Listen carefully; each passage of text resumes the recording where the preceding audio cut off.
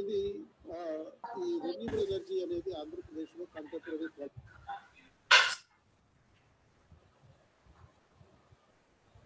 Yeah, good evening. So let me begin the session, and today's session will be the last session. I'll try to conclude revision of anthropological thought. And one thing I want to tell you guys is that some of you must be thinking that I have not sufficiently addressed critical or criticism on each of the thinkers, or especially while discussing this anthropological thought. See, let me say this. Specific criticisms for thinkers or the particular theories which you are studying often are very less. There are very less in number, and wherever such specific criticism exists, I try to address. But rest of the criticisms largely are nothing but, say, let's imagine symbolic anthropology. Symbolic anthropology, what they'll do, they'll criticize cultural materialism, or they'll criticize anti-materialists. Or symbolic anthropologists, they'll criticize structuralists because they do not believe that structure is locked up in minds. So likewise, it's based on the common sense. So what would diffusionists do? Diffusionist point of reaction is that they are not happy with the evolutionists, so they have started with something new. What would historical particularists do? They are not happy with previous two people, so they have started this. Likewise, it's just based on your commonsensical application, whether it is criticism on functionalism, whether it is criticism on structural functionalism, whether it's criticism on culture personality school. Most often these criticisms would be levied by whom?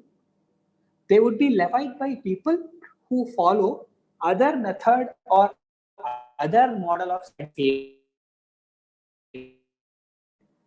And you already know all these methods or models of studying the culture. There are evolutionary school, diffusionary school, historical particularist approach, culture personality school, and you have functionalism school. There is biocultural functionalism, and there is structural functionalism, and you have say structuralism, you have cognitive anthropology, you have symbolic anthropology, you have integrative anthropology, you have postmodern. So it's all about how intelligently you apply those ideas at that point of time and build an answer to it. If this simple idea or this commonsensical thing you are aware of, it is possible for you to write criticism for most of the topics. So you need not apply your brain separately, or you need not do rote learning, or you need not unnecessarily memorize the facts under the consideration of criticism. It's all about how intelligently you apply. Say, what would Marvin Harris say about symbolic anthropology? Marvin Harris say that they are giving excessive emphasis on symbols, and at the expense of ignoring the technological factors, at the expense of ignoring ecological factors. He would say something like that, isn't it?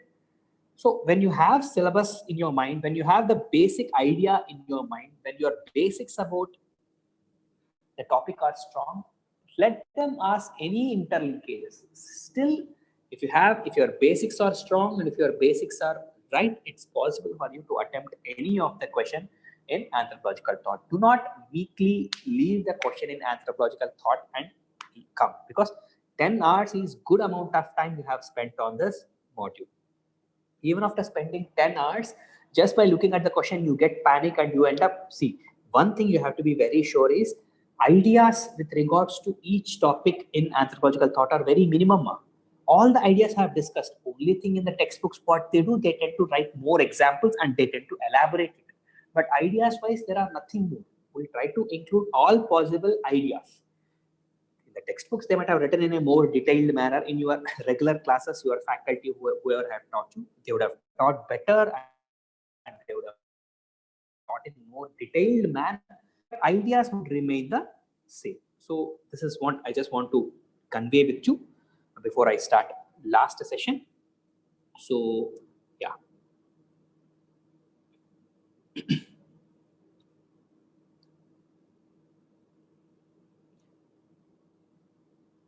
I'm sharing the screen now, please note.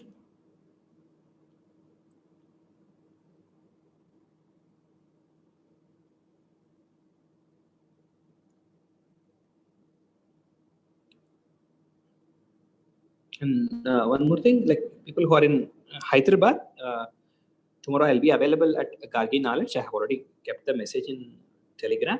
So who are writing mains, if you have any answers to be evaluated or something like that, you can just come and see me. I'll be sitting there from 10 to 1 o'clock. I'll just, if you ping me in person, I'll leave address so that it will be easy for you to identify. Okay. Yeah.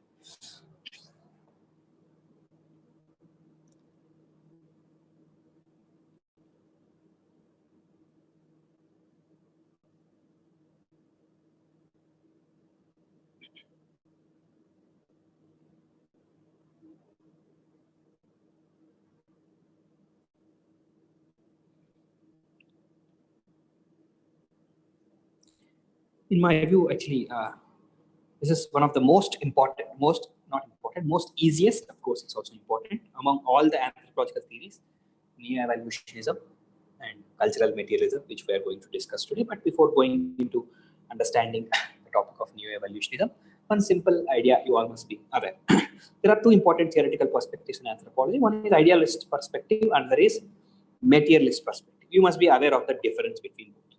So what is this idealist perspective?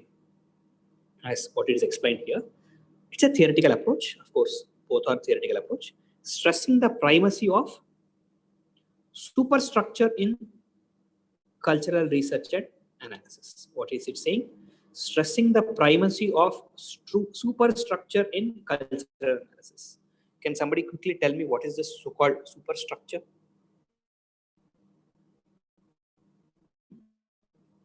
What is superstructure? Come on, we are in the last session. I also know there are some senior aspirants here. What is a superstructure? My examples of superstructure? Not imaginary, actually. What are superstructures? Yeah, Archana, try to answer now. What are superstructures?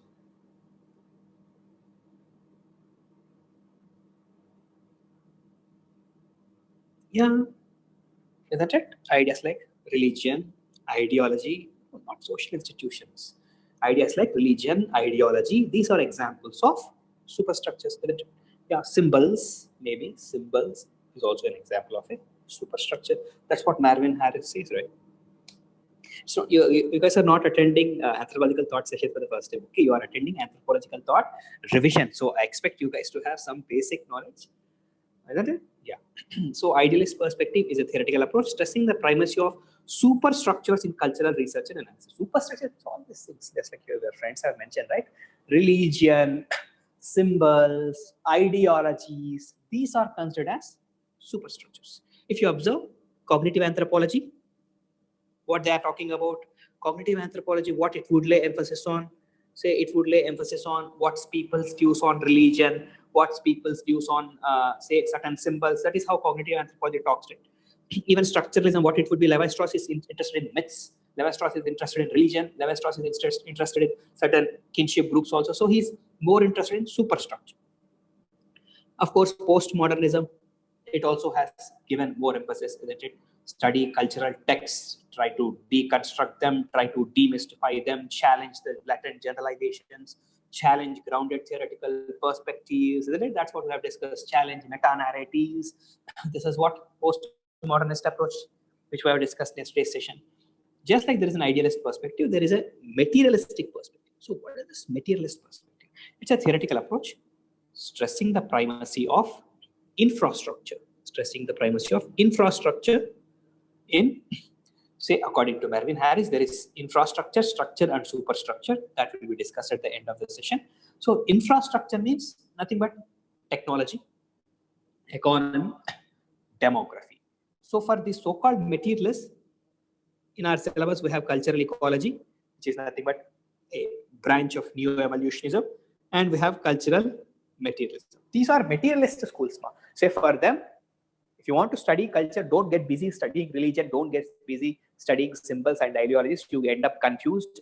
You will not attain or you will not arrive at any possible conclusion. So if you really want to study some cultural trait, if you want to understand the origin, if you want to understand its growth, if you want to understand its change, study technology, study about economy, study about demography of that particular region, then automatically it will give you qualitative information about that particular culture. So that is what materialists say.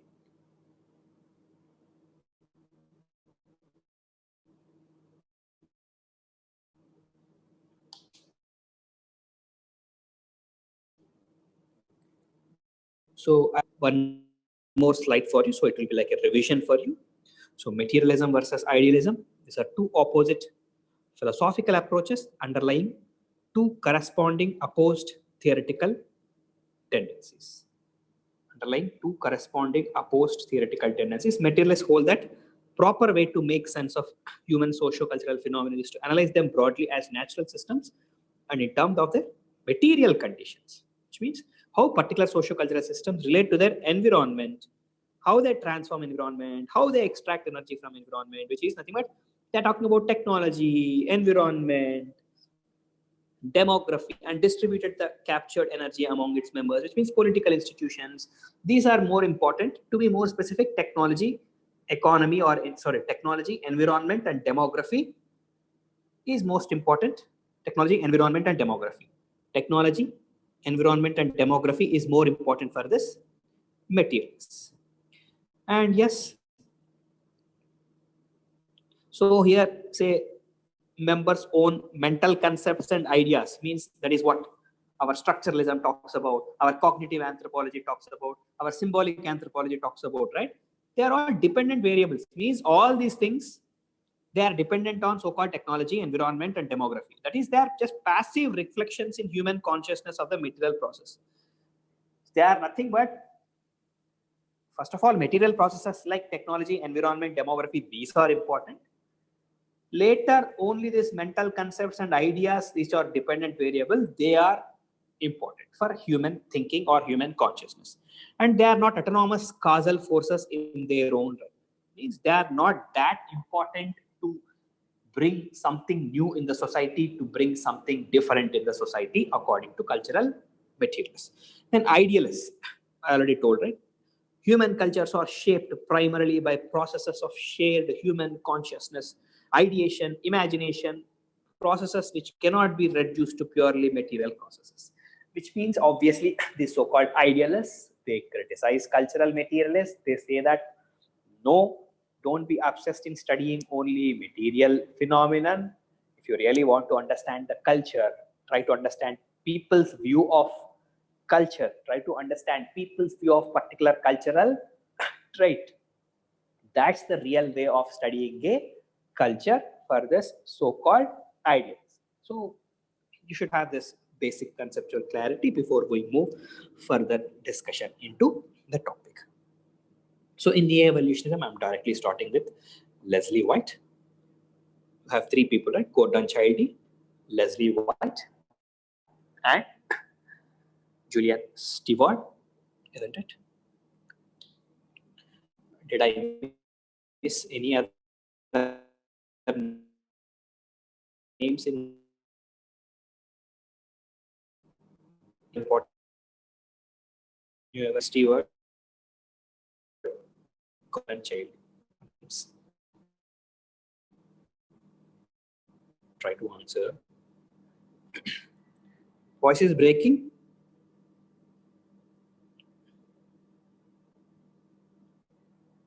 Is it fine now? Now? Oh my God.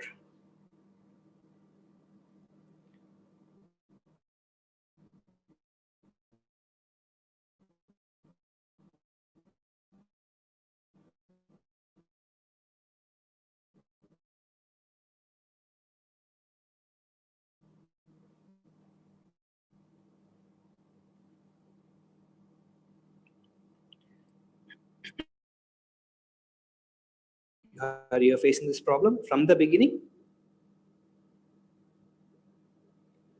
Or from the beginning it is like that? Okay. Even now it's breaking? Still, even now it's not clear? Now also it's not clear? Just 1 minute ago? Okay, okay, fine. Fine. Say, I'm just asking, I've given names of Gordon Childe, Leslie White, and Julian Stewart. Who are other new evolutionists whom I have missed out? That's what I've asked. Silence and Service says Ram already mentioned it. Yeah, what is that they have proposed? General evolution and specific evolution, isn't it? They spoke about general evolution and specific evolution. Now, so what did Leslie White say? Leslie White say culture evolves from simple to complex. Culture evolves from simple to complex. Is it in any way different from classical evolutionists like L.H. Morgan and E.B. Taylor? No, it is similar to what classical evolutionists have said. They also said that culture evolves from simple to complex. But according to Leslie White, this is driven by technology. And he says that a culture's ability to harness energy, a culture's ability to harness energy, a culture's ability to harness energy is an important variable determining its ability to progress. So for him, initially the energy utilized was human energy. Later, drought power or animals are also used. Later, steam engine has come. Later, internal combustion engine has come. Now, nuclear engine has come, and this is how culture is evolving from simple to complex. So it's easy to say that Leslie White's neo-evolutionism is an example of a materialist model. So material base. For him, material base is important, which will give rise to superstructure, So yes, technology and extraction of energy is important for Leslie White. A culture's ability to extract energy is what is responsible for it. Try to practice these kind of diagrams. Examiners would feel happy if they see diagrams like this in your exam. I have included many such diagrams you also might have seen. So try to practice such diagrams. It will enhance the quality of your presentation. Okay. And before your mains examination, I'll also again release one more PDF with possible diagrams.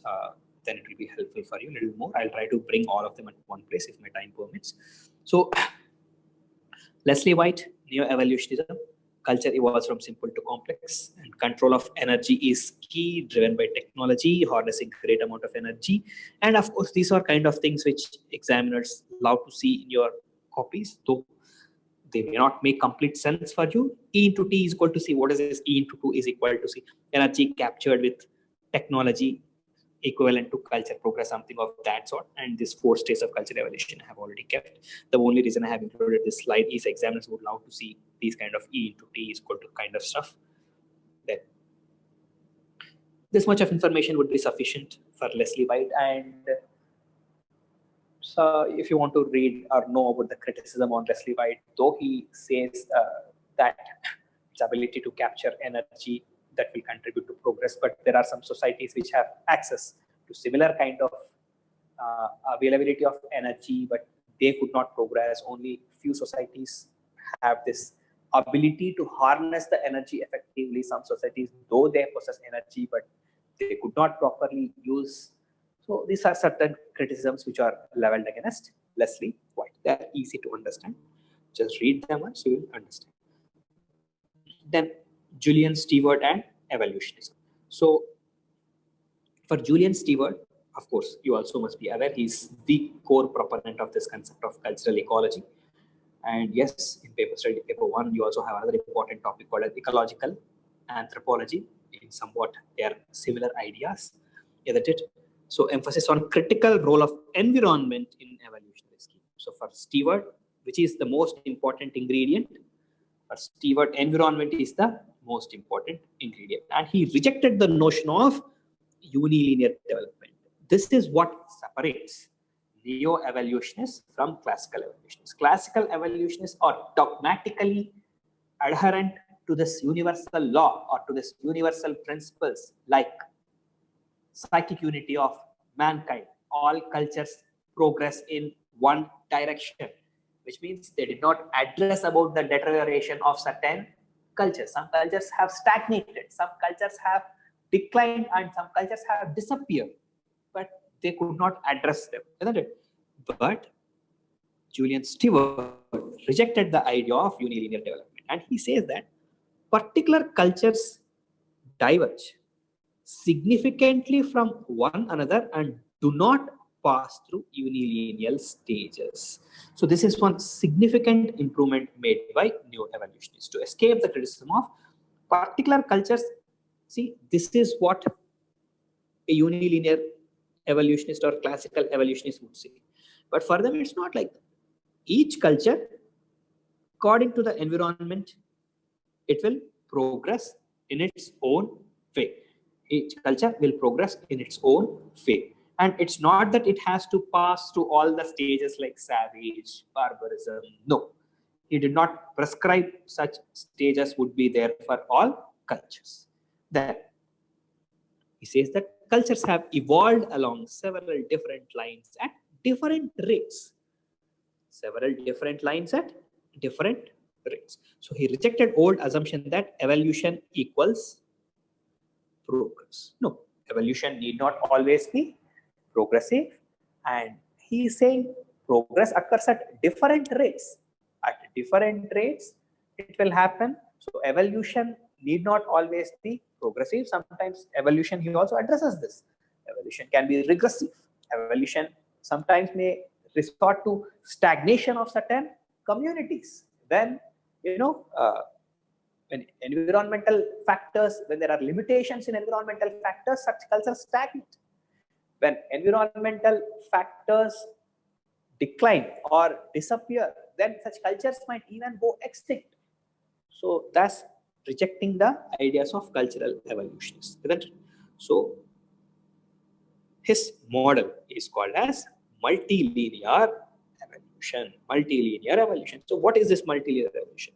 All cultures of the world have not passed through the same developmental stage, and they were different in different areas. They are different in different sub-areas. So the culture evolution is studied by the limited parallels and comparing. You must be thinking, what is this culture evolution is studied by limited parallels and comparing them? So he said that if you want to study evolution, okay, it's not that you have to completely stop studying evolutionary studies. You do evolutionary studies, but do with those cultures or do with those societies which have similar environmental conditions. If you want to compare, okay, compare civilization in the Nile Valley with civilization in the Ganges Valley. But do not compare civilization in the Saharan desert with civilization in the Ganges Valley.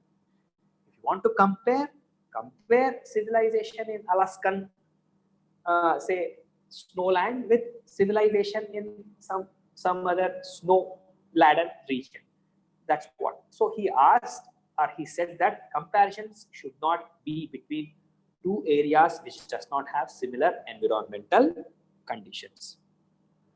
You identify parallels. You identify parallels means, okay, you have observed that in both areas which have rivers, which have deltas, agriculture is prosperous. Okay. As agriculture is prosperous in both areas, there is surplus. So as there is surplus, yes, there is a requirement for, say, for instance, political organization. As there is political organization and as there is surplus production of grains, people have leisure. As people have leisure, they have diversified and different professions, specialization, aesthetic activities have begun in the society. Likewise, try to compare between two societies or cultures and try to draw parallels, cultural parallels between these two societies which are similarly placed with respect to environment. But don't compare two societies or two cultures which are placed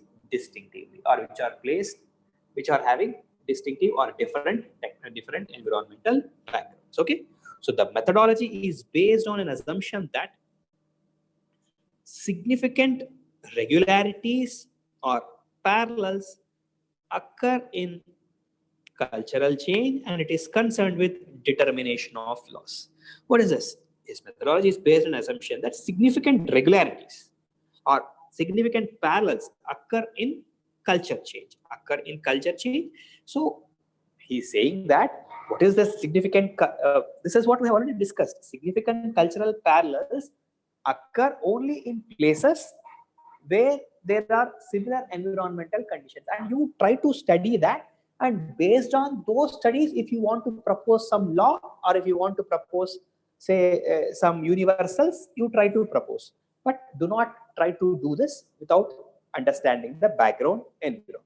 Okay, so yes, multilinear evolution, cross-cultural parallels in social patterns could be explained as adaptations to similar environments. So this is the most important concept. Adaptation means cross-cultural parallels. Cross-cultural means comparing both. Comparing what? Comparing two civilizations, two societies, or two cultures, whatever you call it, with similar environment.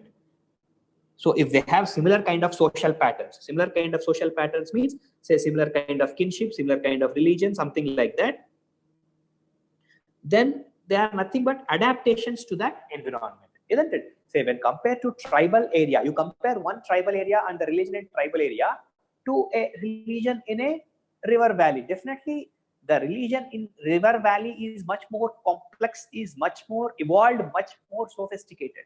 So if you want to compare, you compare with the religion of Nile Valley, compare with the religion of Yangtze River, definitely they will be higher order religion. You compare with the tribal area, definitely tribal religion principles are definitely less evolved when compared to organized religion and their principles. As simple as it.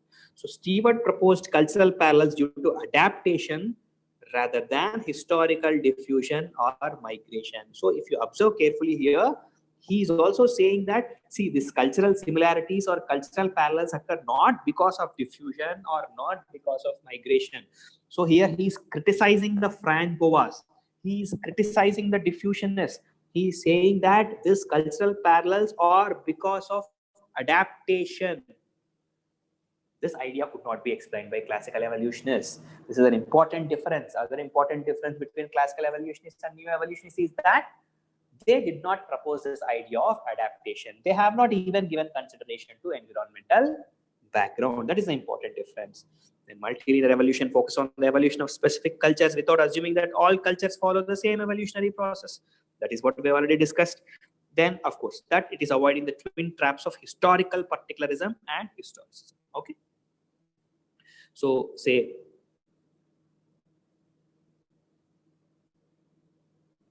particular societies are seen as the product of unique historical trajectories, while simultaneously recognizing that similarly organized social group in similar physical environments will often undergo similar evolutionary processes. Okay. Yes. With this, we will move to another important idea, that is cultural ecology. Cultural ecology. And one simple thing you have to understand when we are saying that neo-evolutionists rejected the idea of migration, rejected the idea of, say, for instance, what do you call it, historical particularism. That doesn't mean that they completely, it's matter of degree. One mistake done by most of the students is they assume that if they are critical, it doesn't mean that they completely discredit the opposite theories. Thing is that whenever anthropological thought theories you are writing criticism, it's not that you should say that they have outrightly ridiculed or outrightly discredited other theories. What generally thinkers do is that they try to put their theory in the front end and say that this is the most important, but maybe diffusionism also might have happened. Maybe particular history also might have influenced. This is how they try to tell. It's not that outrightly they say that no, diffusionism does not have any role. No, history does not have any role. They would not say that. History would have its own role, diffusionism would have its own role. But which is most important for cultural parallels according to neo-evolutionists? For them, exposure to similar kind of environment is more important for them. We should have this simple commonsensical thing, not to get confused. Okay. Then another important concept which is proposed by Julian Stewart. It's easy, you already aware. Cultural ecology. It is a study of processes by which a society adapts to its environment. Its principal problem is to determine whether these adaptations initiate internal social transformations of evolutionary change. As simple as that. It is saying cultural ecology. Okay, every culture adapts itself to particular environment. Agreed. Every culture adapts itself to particular environment, and in the process of adaptation of each culture to particular environment, how it is propelling or how it is contributing to evolution, how it is contributing to a cultural change, how it is contributing to a cultural change, and how it is contributing to a change in the social institutions, how it is contributing to a change in the existing cultural traits. That is what this cultural ecologists are interested to study. That is what cultural ecologists are interested to study. Okay. Can somebody quickly tell me any contemporary relevance of ideas like cultural ecology? You can take some time to answer. It's not that you have to hurry to answer. Think carefully and tell me.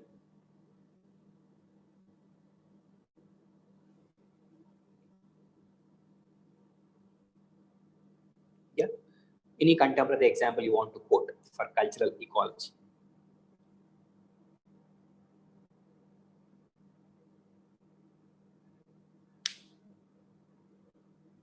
Yes, please.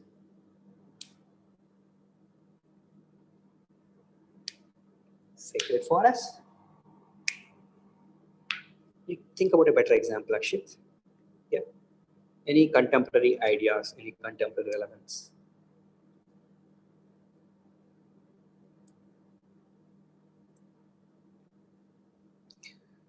Corona social distancing. Okay, so yeah. See, the reason why I have asked this question, now human beings, with the technology which is available with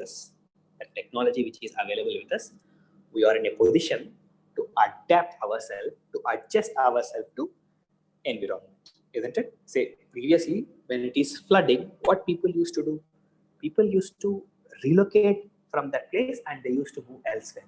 And when they are relocating, it's not just people which are moving. When people are moving, they have to change their livelihood.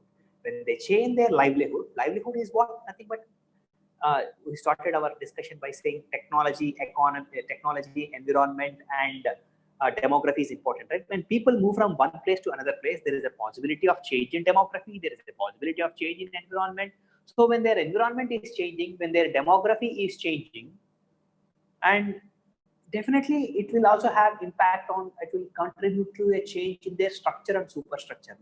But now what happened, because of the strong technology we possess, the so-called abrupt changes in environment or changes in the environment would not are not affecting humans to that extent. See, even in an extremely arid region like Rajasthan, you can survive because now you have air conditioners, you have, say, fans, air conditioners. People are also surviving in extremely cold temperatures because now you have, air conditioning equipment which also are performing the function of warming the room temperatures. People are also residing in areas which have extreme rainfall. Yes, now technology has evolved. As technology has evolved, now the ability of environment to alter the culture in the contemporary times have come down. Contemporary times have come down. So yes, you can take that standard. Now we do not have any significant examples wherein we can say that new patterns of social institutions or new patterns of cultural traits have evolved or have come up in tune with the change in the environment. Maybe climate change may contribute to certain, conflicts. It might contribute to development of environmental refugees or climate refugees, but all these phenomena are in the budding stage, and we have no sufficient evidences, no anthropological studies to prove that changes in environment in contemporary times are actually contributing to changes in, say, social institutions or cultural traits. Say, for instance, people say that Arab Spring, which happened in 2011, some say environmentalists claim that it is because of the climate change induced failure of the crop and because of the hunger crisis which happened in that particular part of the world, that has led to food riots, and these food riots in turn have snowballed themselves into a major political crisis called as Arab Spring. But just because some environmentalist has written it, that does not mean that we have to take it as a conclusive evidence and we can write it in our anthropology answers. Okay. Yeah.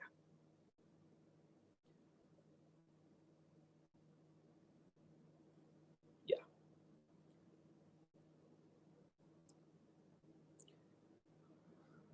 So just try to understand a little more.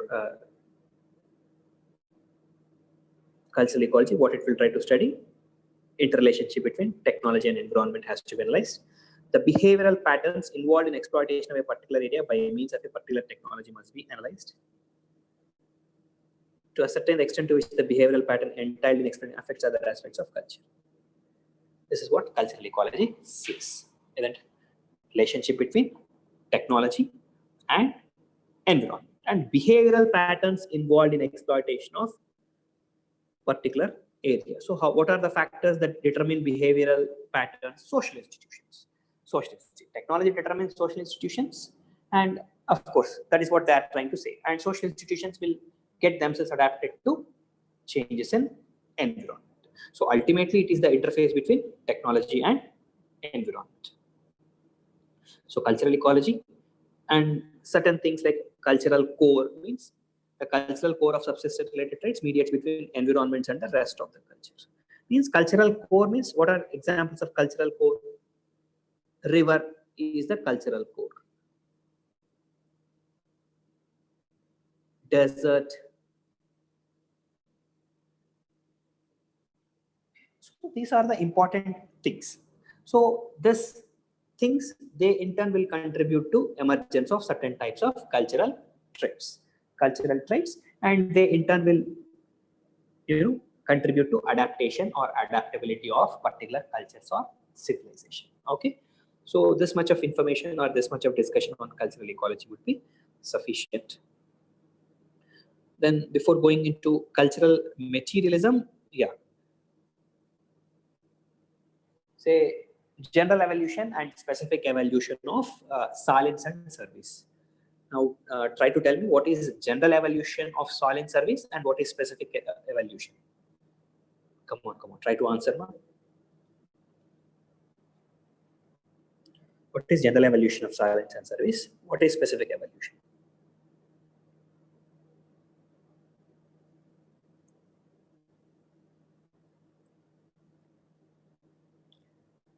Come on, this is a revision class. It should not take this much time.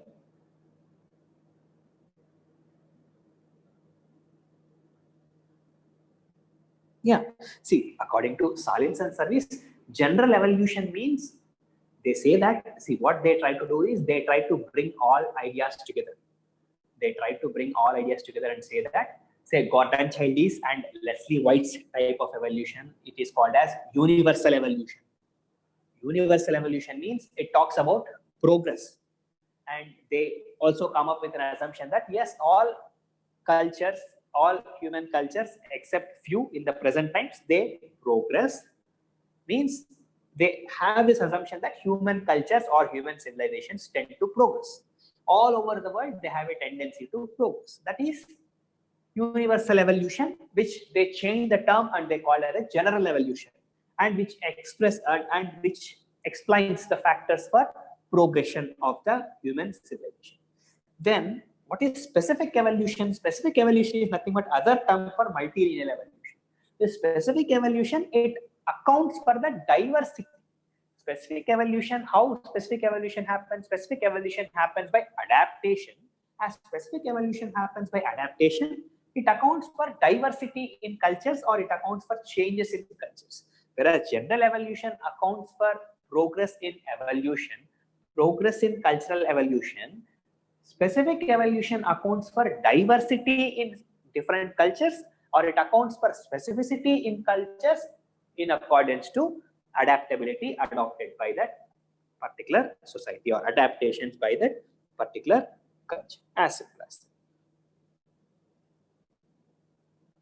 Then this will take us to an interrelated topic, that is cultural materialism, and in our syllabus they have mentioned the name of Marvin Harris. So what is this cultural materialism of Marvin Harris? It's a simple idea. So it explains cultural similarities and differences, and it also explains models for cultural change within a societal framework. Means it does not adopt idealist framework, it adopts materialist framework. And it also explains how cultural change will happen. It explains why cultural similarities occur, why differences in cultural traits occur, all these things. A scientific research strategy that prioritizes material, behavioral, ethic processes in the explanation of the evolution of human socio-culture. So ethic, its emic approach is not important for them. Ethic approach is more important for cultural materialists. And it consists of 3 distinct levels: infrastructure, structure, and superstructure. Say, for cultural materialism seeks to explain cultural organization, ideology, and symbolism within a materialistic framework. For them, materialistic framework is more important. And cultural materialists believe society develops on a trial and error basis. If something is not beneficial to society's ability to produce, means, and reproduce, or causes production or reproduction to exceed acceptable limits, it will disappear from society altogether. Means, say there is a cultural trait called as X, and because of this cultural trait called as X, it is contributing to overproduction, or it is contributing to, or it is, let us not take stand as overproduction or underproduction, it is contributing to disturbances in demography, it is contributed to disturbances in economy, then definitely society will automatically get rid of it. And what society will get rid of? Society will get rid of such laws, society will get rid of such government, society will get rid of such religion, society will get rid of such family values if they are not useful to the society. If they are not useful to the society, society will not hesitate to ignore all of them, because for them it is the infrastructure that is important. It is the infrastructure that is important. Infrastructure means population, basic biological needs, and the resources that are important. Means technology is important, environment is important, economy is important, demography is important. These are all periphery for them. Law, religion, politics, art, science, superstition. They say that all these things would come into picture only when infrastructure demands. And he also gives this cow explanation. He says that this reverence or love for cow in India, it's not because of religious symbolism. According to Marvin Harris, it is nothing to do with religious symbol. He says that Indians love cow because cow is a draught animal. Draught animal means it is used as a draught power, and Indians love cow because cow is an important source of food. Cow is an important source of alternative income. So that's the reason, which is it is the economic reason that is responsible for Indians' love for cow, but it has nothing to do with reverence, or it has nothing to do with any kind of spirituality. So what he's putting material things first. He gives another very good example. He says that this hatred for pork, or this hatred for pig meat among West Asia, it's not culturally, it's not divine ordination, or it's not that because of Prophet Muhammad has told. According to Marvin Harris says that, see, in already semi-arid or arid regions like that, pigs, what pigs eat? Pigs generally they eat tubers, and they eat cereals, they eat grains. So already those areas are resource starved, and there are limited number of grains, limited number of tubers. So in such areas, some animals like goats, sheep, which eat leaves, which eat crop residue, they would be more beneficial than pig meat. So though they are aware that pig meat is a delicacy, though they are aware that pig meat is rich source of protein than the other source of protein, still, as pig meat is a luxury, as pig meat has the potential to damage environment, so deliberately that society want to avoid usage of the pig meat. So they have created this religious taboo that eating pig meat is prohibited. So according to Marvin Harris, it is not any religious reason, or it is not any divine ordination, but it is in the interest of the society to sustain itself, to continue itself. They have resorted to this. So likewise for Marvin Harris, everything surrounds, or everything revolves around religion. Everything revolves around technology, everything revolves around economy, everything revolves around demography. So for him, material factors are more important. And at that point of time, some of you must be aware, see, people like Max Weber, they say that there is a reason why capitalism has become popular. For Max Weber, Max Weber says that capitalism has become popular, especially among the Christian Protestants. Because why among Christian Protestants capitalism has become popular? Because Protestants believe that God told them that living a wealthy life is good. Protestant believe that living a wealthy life is good. You have to make wealth, you have to generate wealth, and after generating wealth and making wealth, you can redistribute the wealth. So they believe that making wealth is not wrong. So that's the reason if you observe most of the first generation capitalists in this world are Protestants. So Weber says that religion is very important. These people, they are focusing on the so-called material aspect of generating wealth. It is because their motivation is God has told them that making wealth is not bad. But Marvin Harris says that it is not correct to say that capitalists have become capitalists because at that point of time they have technology and they have superior arms and ammunition. That's the reason they have become capitalists. Otherwise, it has nothing to do with any Protestant ethic asking them to become rich or asking them to become wealthy. So that is what the argument of Marvin Harris. So Marvin Harris, everything boils down to infrastructure. So society will automatically eliminate something which has lost its relevance. Say some religious practice, if society thinks that it has lost relevance and if it has no economic value, society will outright reject it. Society will eliminate it. So these are the views of Marvin Harris. Of course, these are not completely correct, but yes, that is what Marvin Harris say. As for him, infrastructure is most important. So this is infrastructure for him. Structure for him is pattern of organization like government, education, production, regulation, all these things. Superstructure for him is certain social institution like religion, politics, art, science, superstition. All these are important. He says that if people do not have food to eat, do you think they will be busy in developing art, architecture? Definitely no. People would, if people have no food to eat, people are living in a resource scarce environment. So definitely when they are living in a resource scarce environment, they don't have time for leisure activity. So when they don't have time for leisure activity, then there is no scope for painting, dancing, whatever, any other cultural aspects, isn't it? As simple as that. So yes, materialist principles say cultures adapt, humans to environment. Environment shapes culture. Cultural change is a process of adaptation to the changing environmental conditions. Culture change towards equilibrium. Equilibrium means an equilibrium, a static thing. Culture will ensure that, see, if there is a dynamic change in the culture, then that also is not good for culture. Culture will always try to establish a equilibrium. Then technology and economy are core elements for them. Yes. Secondary cultural elements like religion, ritual, worldview, myth, these are all secondary for the materialists. Okay, ma? So with this, I've concluded the discussion on cultural materialism. Like you can, if you want, you can write. You can just go through Telugu Academy book. In Telugu Academy textbook, they have given good amount of information on. Say this particular topic. They have explained with more examples. Ideas wise, there is nothing. Ideas wise, I have touched upon all the important things. So yeah, is this PDF enough for mains examination? Definitely no, because this is just a revision document, right? Definitely this document will help you in quickly revising your anthropological thought. You have to improve upon it, definitely.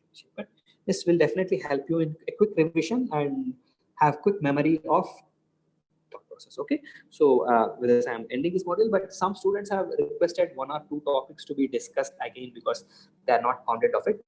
Those topics, what those topics are and when they will be discussed, I'll let you know in tomorrow in Telegram channel. So if you are interested in attending those topics again, that may be only a 1 hour module. That may be only a 1 hour discussion. I don't promise that I'll take it, but I'll try my best to take that 1 hour session. I'll just post about it, and I'll also post the link of that 1 hour discussion in Telegram channel. You can follow it. So I'll stop my class, and if your time permits, just leave me a feedback to my. You can message me personally. So if you felt the classes were helpful in revising anthropological thought. Yeah, thank you. Good night, and all the best for those who are writing links.